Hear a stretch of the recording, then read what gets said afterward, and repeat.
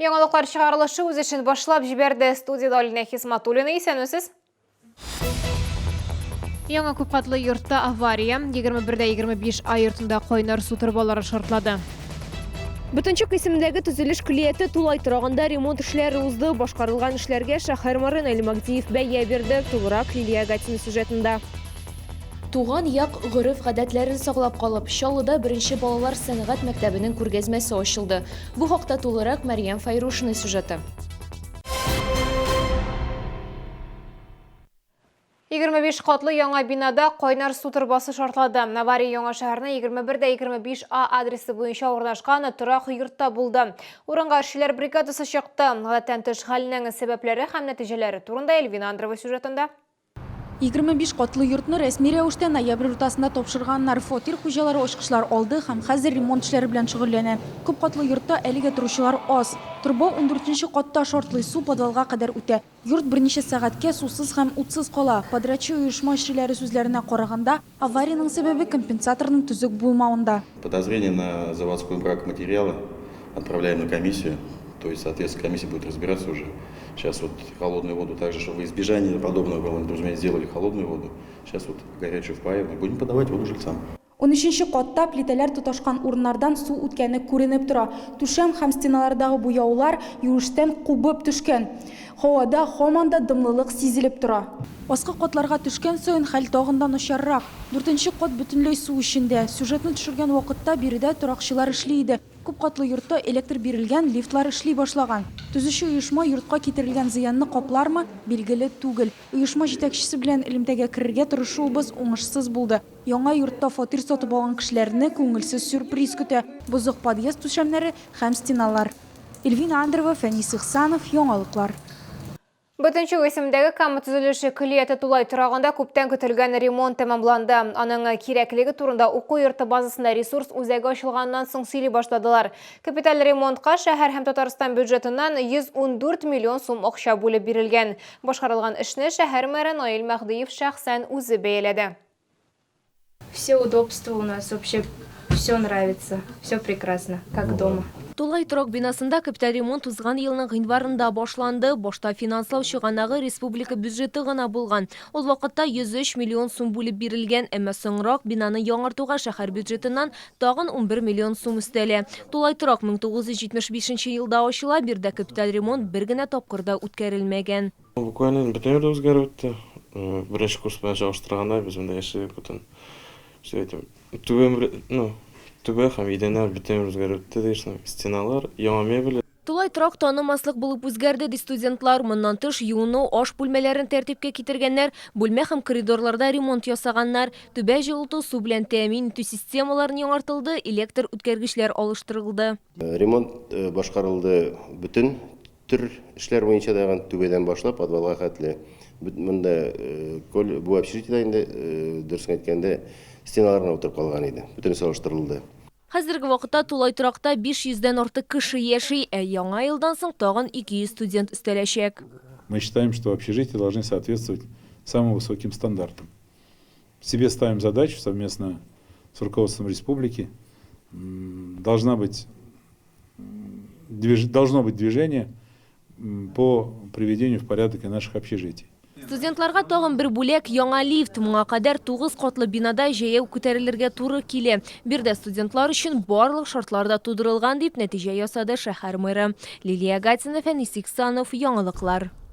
Шишәмбе көнне Чаллыда Үзбәкстанда яшәүчеләр өчен сайлау участоклары ишекләрен ачты. Шәһәрдә һәм Татарстан Республикасы буенча элеккеге союздаш республика гражданнары Олы Мәҗлес хукук палатасына депутатларын сайлаячак. Чаллыда әлеге илнең 1300-дән артык гражданы тавыш бирү хукукына ия. Теманы Лилия Гатина дәвам итә. Үзбәкстанда сайлаулар 22 декабрьдә узачак. Россия территориясында урнашкан чит ил гражданнары алдан тавыш бирүдә катнаша ала. Безнең шәһәрдә мондый тавыш бирү беренче тапкыр үткәрелә. Моңа кадәр сайлауларда Балтик консуллык вәкиллегендә исәптә торган гражданнар гына катнаша ала иде. Хәзер исемле бюллетеньне алу өчен Балтик алдан язылырга һәм Үзбәкстан гражданины паспорты кирәк. Каждый из них отмечает, что это впервые, чтобы к ним приехали, и они имели такую возможность. И это делается для создания им более благоприятных условиях, потому что не каждый из них смог уже приехать к нам в консульство проголосовать. В связи с этим мы выехали досрочно сюда. Яршалда сойлау участоклары шәһәрнең берничә өлешендә иртәнге сәгать 8-дә ачылды. Тавыш бирү өчен майданчыкларның берсе КФУның инженеринг үзәге. Иртәнге 9-га бу сойлау участогында Үзбекстаннан 150 кеше тавыш биргән. Сегодня мы пришли для того, чтобы проголосовать за будущих депутатов, а также политиков. Мы благодарны своей республике за то, что у нас есть такая возможность, несмотря на то, что мы находимся в другой стране. Я сегодня пришла в рамках нашего университета выполнить свой гражданский долг, проголосовать за ту или иную партию Али Маджлиса. Яршалыда әлеге илнең 1312 Үзбекстан гражданы яши. Нигездә алар студентлар һәм хезмәт мигрантлары. КФУның инженеринг үзәгеннән тыш Үзбекстан гражданнары логистик үзәгендә сәүдә комплексында шулай ук Шишмә халыклар дуслыгы йортында тавыш бирә алды. Тавыш бирүне Үзбекстан гимны белән ачып җибәрделәр. Һәрбер килгән сайлаучыны чәк-чәк белән сайлауда көтте. Мы первый раз это голосуем, поэтому это отличие от других выборов, что хорошо.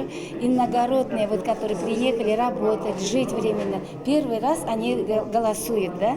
Сойлау участоклары кичке сәгать 8-га кадәр эшләячәк. Нәтиҗәләр сойлауларның төп көненнән соң 22 декабрьдә билгеле булачак. Лилия Гатина, Фәнис Иксанов, яңалыклар.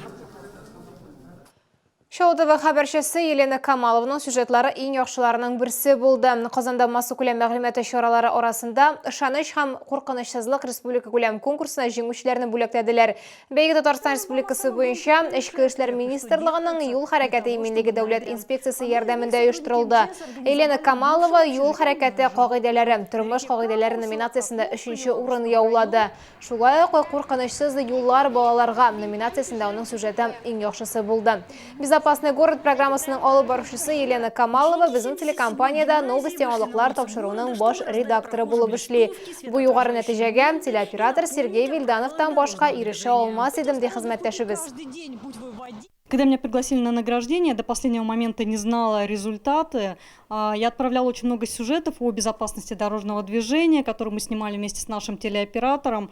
Я была очень удивлена, когда объявили, что мы заняли первое место.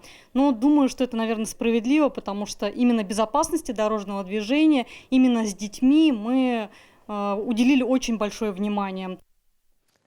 Туган як гырыф-гадәтләре. Сразады көсендәге концертлар залында яңа күргәзмә ачылды. Анда беренче санлы балалар сәнгать мәктәбенең яшь рәссамнар һәм укытучыларның иҗат җимешләре тәкъдим ителгән.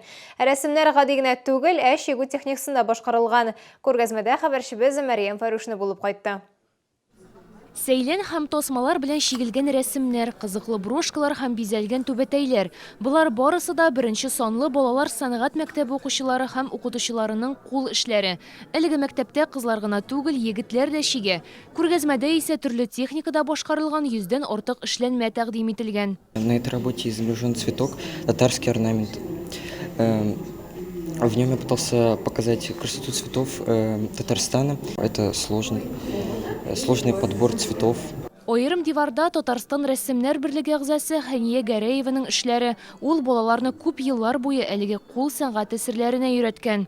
Традицияларны өйрәнергә кирәк. Өйрәнгәч, аны байытырга һәм үзеңнең техникаң, үзеңнең юнәлешең булырга тиеш. Мен чигешләрдән ниндидер образларда табарга тырышам, ниндидер табигать күренешләрендә тасвирларга тырышам. Чигүне тагында аны киңәйтеп була. Аның киңлекләре күп хәзерге заманда бигрәк тә. Сәнгать мәктәбе укучыларының эшләре концертлар залы фойесын һәр вакыт бизәп тора. Әмма мондый зур күргәзмә биредә беренче тапкыр үткәрелә. Туган як гырыф-гадәтләре дип исемләгән күргәзмә Сара Садыкова концертлар залында 2 ай дәвамында эшләячәк. Бергә һәрбер теләгән кеше килә ала.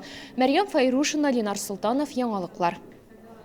Бу сүзгә җиткерәсе соңгы мәгълүматыбыз иде. Мин Алина Хисматуллина, сезнең белән сау булашам. Игътибарыгыз өчен рәхмәт. Компания «Стройснабрегион» предлагает газобетон, железобетонные изделия, кирпич. «Стройснабрегион» – надежный партнер в строительстве. Телефон в Набережных Челнах 75 00 65.